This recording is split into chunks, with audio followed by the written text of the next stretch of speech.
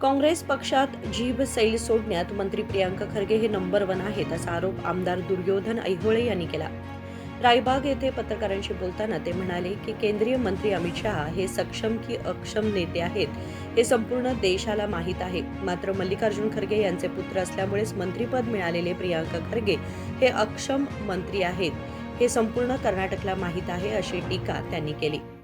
ಬೆಳಗಾವಿ ಚಳಿಗಾಲ ಅಧಿವೇಶನದಲ್ಲಿ ವಿಧಾನ ಪರಿಷತ್ತಿನಲ್ಲಿ ರಾಜ್ಯದ ಸಚಿವ ಪ್ರಿಯಾಂಕಾ ಖರ್ಗೆ ಅವರು ಕೇಂದ್ರ ಸಚಿವರಾದ ಮಾನ್ಯ ಅಮಿತ್ ಶಾಜಿ ಅವರ ಬಗ್ಗೆ ಅವಹೇಳನಕಾರಿಯಾಗಿ ಮತ್ತು ಸಂಸದೀಯ ಪದಗಳನ್ನು ಬಳಸಿ ಮಾತನಾಡಿದ್ದನ್ನು ಖಂಡಿಸುತ್ತೇನೆ. ಪ್ರಿಯಾಂಕಾ ಖರ್ಗೆ ಅವರು ಕೂಡಲೇ ಕ್ಷಮೆ ಕೇಳಬೇಕೆಂದು ಆಗ್ರಹಿಸುತ್ತೇನೆ. ಕಾಂಗ್ರೆಸ್ ಪಕ್ಷದಲ್ಲಿ ನಾಲಿಗೆ ಹರಿಬಿಡುವುದರಲ್ಲಿ ಪ್ರಿಯಾಂಕಾ ಖರ್ಗೆ ಅವರು ನಂಬರ್ 1. ಖರ್ಗೆ ಅವರು ಒಬ್ಬ ಯುವ ನಾಯಕರಾಗಿ ಬೆಳೆಯಬೇಕಾದರೆ ಅವರು ಕೂಡಲೇ ಈ ನಮ್ಮ ರಾಷ್ಟ್ರೀಯ ನಾಯಕರಾದ ಸನ್ಮಾನ್ಯ ಶ್ರೀ ಅಮಿತ್ ಶಾಜಿ ಅವರಿಗೆ ಅವಹೇಳನಕಾರಿಯಾಗಿ ಮತ್ತು ಅಸಂಸದೀಯ ಪದವನ್ನು ಬಳಸಿದ್ದಕ್ಕಾಗಿ ನಾನು ಮತ್ತೊಮ್ಮೆ ಖಂಡಿಸುತ್ತೇನೆ ಮತ್ತು ಅವರು ಕೂಡಲೇ ಕ್ಷಮೆಯನ್ನು ಯಾಚಿಸಬೇಕು.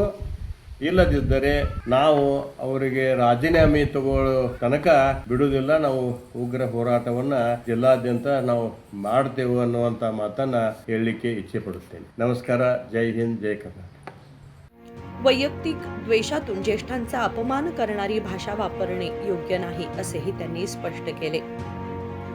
राजशेखर हिरेमठ, KMM मराठी, बेळगाव.